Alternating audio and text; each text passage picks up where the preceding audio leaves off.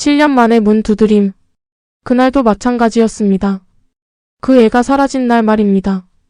비가 내렸고 바람이 불었고 그 애는 아무 말도 남기지 않은 채 집을 나간 뒤 돌아오지 않았습니다. 태호는 제 외아들이었습니다.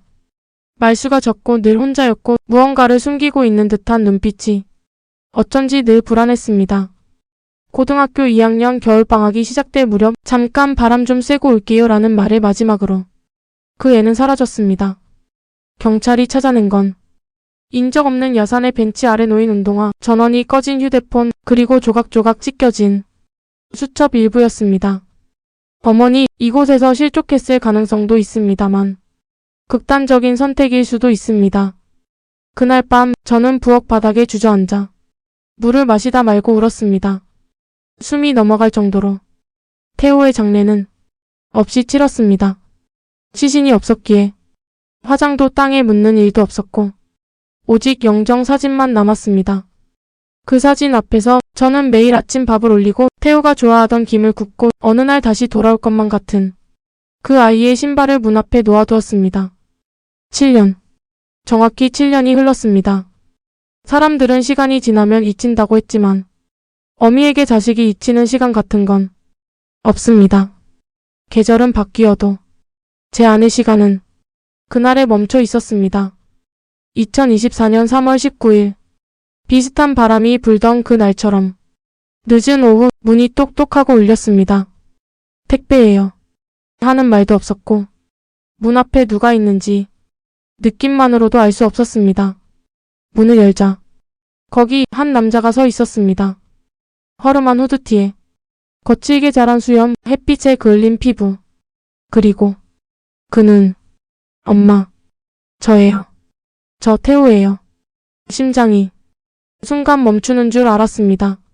뭐라고? 엄마, 저 미안해요. 살아있었어요. 제 몸이 흔들렸습니다. 문고리를 붙잡지 않았다면 바닥에 쓰러졌을지도 모릅니다. 저는 떨리는 손으로 그 아이의 얼굴을 어루만졌습니다. 살아있었습니다. 제 아들이 죽은 줄 알았던 그 애가. 너 도대체 왜 그랬니 태호야? 그 아이는 고개를 숙이고 작게 속삭였습니다. 그땐 살기 싫었어요. 아무도 제 말 들어주지 않았고 매일이 지옥 같았어요. 이후의 이야기는 너무 길고 너무 아팠습니다. 하지만 분명한 건 그 아이는 죽지 않았고 어디선가 버티며 살아 있었으며 지금 제 앞에 살아 돌아왔다는 것입니다. 태호야, 넌 어디 있었니? 저는 눈물도 나지 않았습니다. 기쁨과 혼란 그리고 분노와 안도가 한꺼번에 밀려와 몸이 떨렸습니다. 태호는 입술을 깨물며 고개를 떨구더니 말없이 안방으로 향했습니다. 그 방. 7년 전 그대로. 책상 위에는 아직도 태호의 문제집이 펼쳐져 있고 벽엔 고등학교 급훈이 누렇게 발에 걸려 있었습니다. 아이는 그 방 한가운데 털썩 주저앉아 조용히 말했습니다. 그때요. 그냥 사라지고 싶었어요. 태호는 말을 꺼내는데 한참을 걸렸습니다. 그 아이가 입을 열기까지 저는 한마디도 하지 않았습니다. 그저 숨을 삼키며 앉아 있었습니다. 학교에서 매일 맞았어요. 누구한테? 애들한테요. 특히 한 명. 선생님한테 말했는데 참아라 남자답게 굴어라. 그 말만 들었어요. 전 아무 말도 할 수 없었습니다. 그리고 엄마 아빠도 그때 제가 힘들다고 말하면 공부하기 싫으니까 핑계 대는 거지. 그렇게만 하셨잖아요. 숨이 멎는 줄 알았습니다. 정말 그랬습니다. 그 아이가 한두 번 그런 말 한 적 있었죠. 그땐 그게 사춘기 투정인 줄만 알았습니다. 그래서 산으로 올라갔어요. 처음엔 그냥 며칠만 혼자 있고 싶었어요. 근데 그날 밤 산에서 자다가 갑자기 마음이 편해졌어요. 사라지자 그 생각이 들었어요. 그리고는 아무도 모르는 곳으로 갔어요. 공사장에서 일도 하고 노숙도 했고 한때는 쓰레기통 뒤지며 살기도 했어요. 전 울지도 못했습니다. 근데 왜 이제야 돌아온 거니? 태호는 조용히 제 손을 잡았습니다. 꿈을 꿨어요. 엄마가 제 이름을 부르며 산길을 걷고 있었어요. 눈물이 나서 정신이 들었고 다시 살아야겠다고, 엄마를 보러 가야겠다고 생각했어요. 그 말에 저는 그제야 울음을 터뜨렸습니다. 이 못난 엄마를 그렇게 만들고 이제 와서, 왜 이제 와서야 나타나니? 태호는 그저 조용히 제 손을 꼭 잡고 있었습니다. 말없이 그 손에서 살아있음의 온기를 느꼈습니다. 태호가 돌아온 지 사흘째 되던 날, 그 소문은 동네를 타고 빠르게 퍼졌습니다. 어머님, 정말 태호가 돌아왔다고요? 산에서 실족사한 거 아니었어요? 귀신 본 건 아니고요? 그동안 태호를 위해 조용히 제사를 지내주고 명절마다 저를 위로하던 이웃들은 처음엔 기적이라고 했습니다. 하지만 이내 사람들의 목소리는 경계와 호기심 그리고 뒷말로 바뀌었습니다. 그렇게 세상에 얼굴도 안 비치던 애가 왜 갑자기 돌아왔대요? 어디 가서 무슨 짓 하다 온 건지는 알 수 없는 거 아니에요? 솔직히 말씀드리자면 저도 불안했습니다. 태호의 눈빛은 예전과 달랐습니다. 말을 아꼈고 잠도 제대로 자지 못했습니다. 어떤 날은 식탁 앞에 앉아 숟가락을 들지도 않고 가만히 창밖을 바라보며 중얼거렸습니다. 엄마, 난 진짜 괜찮은 사람일까? 그 말에 저는 목이 메어 아무 말도 하지 못했습니다. 우리 아이가 그토록 자신을 미워했던 걸 난 왜 몰랐을까? 며칠 후 학교에서 연락이 왔습니다. 그때 태호의 담임이셨던 정 선생님께서 찾아오셨습니다. 어머님, 정말 태호가 돌아왔군요. 그분의 눈빛은 기쁨과 동시에 어딘지 모를 죄책감으로 어두웠습니다. 그때 제가 조금만 더 태호의 말에 귀를 기울였다면, 정 선생님은 말씀하셨습니다. 태호가 사라지기 전 한 학생에게 심한 괴롭힘을 당했고 여러 차례 학교 측에 말했지만 그 일은 학생 간의 다툼으로 처리됐다고 했습니다. 그리고 괴롭혔던 학생은 당시 유명 대학에 진학했고 지금은 대기업에서 잘 나간다더군요. 태호는, 그 아이는 그저 혼자였던 겁니다. 어머님, 제가 정말 그 아이한테 사과하고 싶습니다. 그 말을 듣고 저는 처음으로 분노가 밀려왔습니다. 이제 와서요? 7년이나 지났는데 이제 와서 그게 다 무슨 소용입니까? 그날 밤 저는 태호 방에 조심스레 들어가 앉았습니다. 태호야, 그의 이름 나한테 말해줄래? 아이는 잠시 침묵하다가 말없이 고개를 저었습니다. 괜찮아요, 엄마. 이젠 그냥 다 지나간 일이에요. 그냥 엄마랑 이렇게 다시 있으니까 그걸로 됐어요. 하지만 정말 괜찮은 걸까요? 이 아이 안에 쌓인 그 깊은 어둠이 언젠가 다시 그를 덮치진 않을까요? 그날 밤 저는 기도하듯 중얼거렸습니다. 태호야, 이제는 정말 내가 스스로를 용서할 수 있기를 바란다.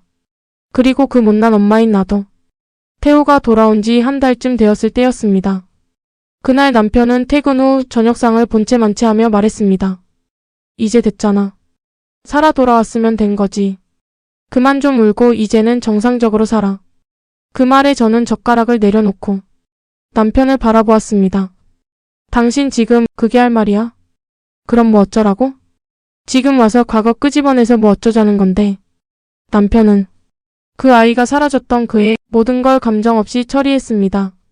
장례도 수색도 경찰 조사도 모두 남의 일처럼 절차로만 받아들였던 사람입니다. 태호는 그 말에 아무런 반응을 보이지 않았습니다. 그저 밥을 먹는 둥 마는 둥 하다가 방으로 들어가 조용히 문을 닫았습니다. 그 문. 7년 전 태호가 사라졌던 날, 끝내 열리지 않던 그 문이 다시 닫히는 소리가 제 가슴을 짓눌렀습니다. 그 애는 아직 아무렇지도 않아 보이지만 속은 골물대로 굶었어. 당신이 그렇게 무심하게 말하면 그 아이는 또다시 자기 방 안에서 무너져. 난 무슨 말을 해도 틀린 거야. 당신은 늘 감정에만 휘둘려. 그날 밤 남편은 술을 마시고 늦게 들어왔고 저는 태호 방문 앞에 조용히 앉아 있었습니다. 문 너머에서 희미하게 흐느끼는 소리가 들려왔습니다. 낮게, 아주 작게, 그러나 분명히 그 아이는 울고 있었습니다. 태호야, 엄마야. 응, 들어와요. 문을 열자 불 꺼진 방 안에서 그 애는 이불을 뒤집어 쓰고 있었습니다. 아빠는 날 원하지 않는 것 같아요. 그렇지 않아. 그 사람도 말은 저래도 속으론 얼마나 복잡하겠니? 엄마, 저 다시 떠날까봐 두려워요. 혹시 또 내가 쓸모없는 사람처럼 느껴질까 봐요. 저는 그 아이의 손을 잡고 이불 속에 함께 누웠습니다. 그 손은 아직도 차가웠고 가늘게 떨렸습니다. 이 가족 7년 전 무너졌던 그 균열은 그대로 남아 있었습니다. 아니, 시간이 흐르는 동안 더 단단하게 벽이 되어 있었습니다. 그 벽을 부수는 데는 엄청난 시간과 용기와 무수한 상처가 따를 것입니다. 하지만 저는 다짐했습니다. 그 아이만큼은 2번 다시 혼자였다는 말 입에 담지 않게 하겠다고. 태호가 돌아온 뒤 저는 아이 몰래 빨래를 챙기며 서랍 안을 정리하던 중 조심스럽게 낡은 노트를 하나 발견했습니다. 표지는 군데군데 찢어졌고 옆구리엔 찬바람에 갈라진 손등 자국 같은 먼지와 얼룩이 그대로 남아 있었습니다. 저는 그걸 읽으면 안 된다는 걸 알면서도 자석처럼 이끌려 페이지를 넘겼습니다. 처음엔 단순한 날짜 메모였습니다. 2018년 12월 4일 첫눈, 2019년 3월 1일 서울역 노숙자센터 방문. 하지만 몇 페이지를 더 넘기자 펜으로 눌러쓴 처절한 문장들이 눈에 들어왔습니다. 오늘도 아무도 내게 말을 걸지 않았다. 사람들 눈을 보면 내가 쓰레기처럼 느껴진다. 엄마 얼굴이 자꾸 떠오른다. 그런데 이상하게 미워지기도 한다. 날 이렇게 만든 것도 가족이었으니까. 저는 노트를 덮고 2 손으로 입을 틀어막고 참았습니다. 하지만 눈물은 어떻게든 새어나와 무릎 위로 뚝뚝 떨어졌습니다. 그 아이는 그 시간들을 진짜 죽은 사람처럼 살았던 것입니다. 그리고 마지막 쪽, 제가 잊을 수 없는 단 한 줄이 쓰여 있었습니다. 만약 내가 다시 집에 돌아가게 된다면 엄마가 날 안아줄까? 그 순간 그 애가 저에게 돌아와 문을 두드리던 그날이 모든 의미로 다가왔습니다. 그 아이는 그 한 줄을 쓰기 위해 7년을 버틴 거였습니다. 저는 그날 밤 태호가 잠든 방으로 들어가 이불 끝을 살짝 들어 올리고 조용히 안았습니다. 그 아이는 자면서도 작게 떨고 있었습니다. 엄마가 안아줄게. 언제까지라도. 그 말은 울음처럼 새어나왔고 스스로에게도 약속이었습니다. 다음 날 아침 태호는 식탁에서 제가 차려준 국을 천천히 떠먹었습니다. 그리고 조용히 말했습니다. 엄마, 나 일기 봤죠? 저는 놀라 숟가락을 놓았습니다. 태호는 잠시 웃으며 말했습니다. 괜찮아요. 그거 보여드리고 싶었어요. 어떻게 살아왔는지 엄마만은 알아줬으면 했어요. 그 순간 7년 동안 닫혔던 아주 무거운 문 하나가 내 안에서 스르르 열리는 느낌이 들었습니다. 엄마, 나 일해볼까 해요. 아침 식탁에 앉은 태호가 조심스럽게 말을 꺼냈을 때 저는 젓가락을 멈추고 아이 얼굴을 들여다보았습니다. 뭐라고 했니, 태호야? 작은 편의점 알바요. 밤에는 손님도 별로 없고 사장님도 친절하세요. 그날 저녁 아이 손에 들린 건 편의점 유니폼이었습니다. 태호는 오랜만에 면도도 했고 머리도 단정히 다듬었습니다. 뺨은 여전히 조금 수척했지만 눈빛에는 어딘가 살아있으려는 의지가 보였습니다. 엄마, 나 무서워요. 괜찮을까요? 출근하기 전 현관 앞에 선 아이가 저를 바라보며 물었습니다. 저는 아이의 2 손을 꼭 잡고 말했습니다. 태호야, 네가 살아남았다는 것만으로도 넌 이미 대단한 아이야. 그날 밤 저는 창가에 앉아 편의점 불빛이 보이는 쪽을 한참 동안 바라봤습니다. 새벽 1시가 넘어 조심스레 문 열고 들어온 아이의 얼굴엔 피곤함과 동시에 어딘가 모를 환한 빛이 서려 있었습니다. 엄마, 오늘 어떤 손님이 저한테 학생 미소가 보기 좋네요 그랬어요. 그 한마디에 아이 눈가가 붉어졌습니다. 그날 이후 태호는 매일 정해진 시간에 출근했고 조금씩 세상과 다시 연결되기 시작했습니다. 그러나 모든 게 순탄한 것만은 아니었습니다. 어느 날 편의점에서 일하다 손님 중 하나가 아이에게 무심코 던진 말 한마디에 태호는 온몸이 얼어붙은 채 집으로 돌아왔습니다. 야, 너 혹시 예전에 실종됐다던 애 아니냐? 세상은 아직 그 아이를 돌아온 실종 아동으로만 기억하고 있었고 태호는 자신의 존재가 이야깃거리로 소비되는 것이 두려웠던 겁니다. 엄마, 나 그냥 다시 사라질까봐 겁나요. 아이의 그 말에 저는 단호하게 말했습니다. 태호야, 이 세상이 널 뭘로 보든 엄마는 널 아들로 본단다. 그게 가장 확실한 내 이름이야. 그리고 저는 아이 손을 꼭 잡고 이야기했습니다. 세상 속으로 다시 들어가려면 사람들이 뭐라 하든 네가 먼저 너를 믿어야 해. 그날 이후 태호는 조금씩 흔들리면서도 버티며 다시 하루를 살아가기 시작했습니다. 그리고 저는 매일 밤 아이의 발소리가 현관 앞에서 멈추는 순간마다 가슴 깊이 감사했습니다. 오늘도 이 아이가 살아서 돌아왔구나. 그날 저녁 남편이 평소보다 일찍 퇴근했습니다. 셔츠는 잔주름으로 구겨져 있었고 걸음은 왠지 무거워 보였습니다. 여보, 무슨 일 있었어요? 태호 오늘 집에 일찍 오나? 오늘은 오전 근무라서 벌써 방에 있어요. 남편은 말없이 고개를 끄덕이더니 식탁 앞에 앉았습니다. 그 손엔 술도 뉴스도 없었습니다. 오직 긴 침묵만 있었습니다. 잠시 후 방문이 열리는 소리가 났고 태호가 조심스럽게 거실로 나왔습니다. 그 순간 식탁에 마주 앉은 아버지와 아들의 눈이 마주쳤습니다. 앉아라, 태호야. 남편의 목소리는 낯설 정도로 조용했고 태호는 잠깐 머뭇거리다가 그 자리에 앉았습니다. 식탁 위에는 김치찌개와 계란말이 그리고 평소보다 더 잘 구워진 고등어 한 마리가 조용히 놓여 있었습니다. 아무도 먼저 말을 꺼내지 않았습니다. 숟가락 소리만 가끔 났고 김치찌개에서 피어오른 김만이 유일한 움직임이었습니다. 그런데 식사 도중 남편이 젓가락을 놓고 말했습니다. 미안하다. 그 한마디에 태호가 손을 멈췄습니다. 아빠가 그땐 너무 겁났었다. 네가 없어진 게 내 잘못인 줄 알았어. 아니, 사실은 내 잘못이라는 걸 인정하기가 두려웠다. 태호는 아무 말도 하지 않았습니다. 하지만 그 손이 조금씩 떨리기 시작했습니다. 남편은 말을 이었습니다. 네가 없던 7년 동안 아빠도 무너졌었다. 근데 겉으론 아무렇지 않은 척했어. 너무 비겁했지. 순간 저는 태호가 젓가락을 놓는 모습을 보았습니다. 나도 아빠가 무서웠어요. 어릴 때부터 알고 있었다. 그래서 더 힘들었다. 남편은 갑자기 자리에서 일어나 태호 옆으로 가더니 아이의 어깨를 두 손으로 감쌌습니다. 그리고 말했습니다. 너 살아줘서 고맙다. 정말 고맙다. 그 말에 태호는 고개를 떨구고 조용히 울었습니다. 그 소리는 세상의 그 어떤 소리보다 깊고 낮게 가슴을 울렸습니다.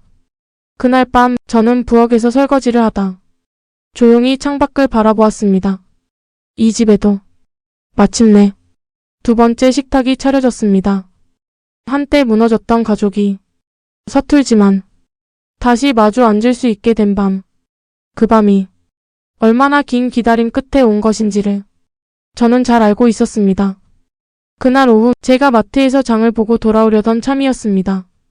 전화벨이 울렸고 수신자 이름은 미지정 번호였습니다. 조금 망설였지만 받았습니다. 안녕하세요. 혹시 이태호 군의 보호자 되십니까? 목소리는 젊은 남자였습니다. 매우 조심스럽지만 또렷하게 말하는 어디선가 들어본 듯한 톤이었습니다. 누구신데요?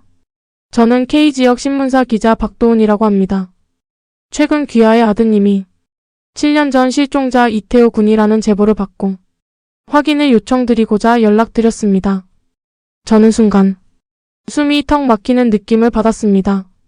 태호의 존재가 조용히 아무에게도 들키지 않기를 바랐던 제 마음이 쨍하게 깨지는 소리 같았습니다. 죄송하지만 저희는 취재를 원치 않습니다. 어머님, 저도 충분히 이해합니다.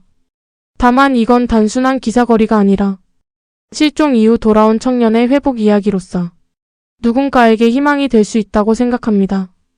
그 말이 어딘지 마음을 건드렸습니다.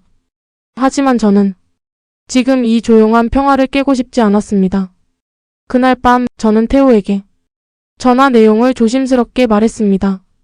태호야, 기자가 너에 대해 알고 싶다더라. 태호는 한참을 말없이 앉아있다가 입을 열었습니다. 엄마, 이젠 숨기고만 살고 싶지 않아요. 정말 괜찮겠니? 응. 내가 뭘 겪었는지 누구에게든 말할 수 있어요. 진짜로 끝나는 것 같아요. 며칠 뒤 작은 지역 신문사에 태호와 저 그리고 기자가 마주 앉았습니다.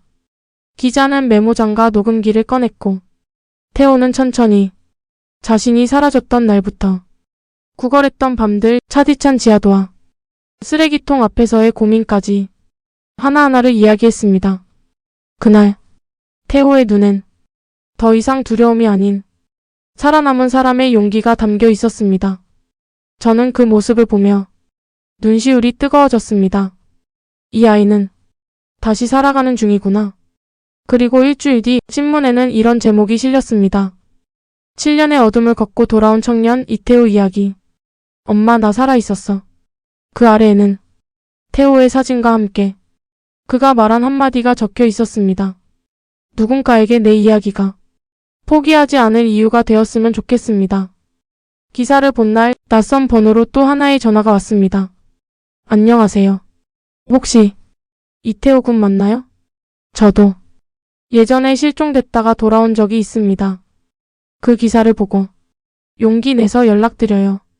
태호는 그 전화를 받으며 울었습니다. 이번엔 외로워서가 아니라 자신의 존재가 누군가에게 희망이 되었단 사실에 벅차서 흐르는 눈물이었습니다. 태호가 처음으로 강연 무대에 섰던 날은 맑은 봄날이었습니다. 저는 그의 뒤에서 조용히 응원하며 심장이 뛰는 걸 느꼈습니다. 안녕하세요. 저는 이태호입니다. 태호의 목소리는 떨렸지만 그 안에는 단단한 의지가 담겨 있었습니다. 그는 말했습니다. 7년 전 저는 갑자기 사라졌습니다. 사람들의 관심도 가족의 사랑도 받지 못한 채 홀로 어둠 속에서 살아야 했습니다.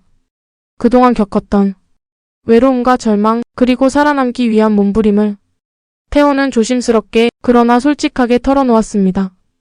청중들은 숨죽여 듣고 있었고 어떤 이들은 눈물을 훔쳤습니다. 하지만 그 어둠 속에서도 한 가지는 분명했습니다. 살아야 한다는 것, 그리고 다시 사랑받을 자격이 있다는 것. 강연을 마친 후 박수가 쏟아졌습니다. 그 박수는 단순한 격려가 아니었습니다. 그 안에는 존경과 사랑, 그리고 회복에 대한 희망이 담겨 있었습니다.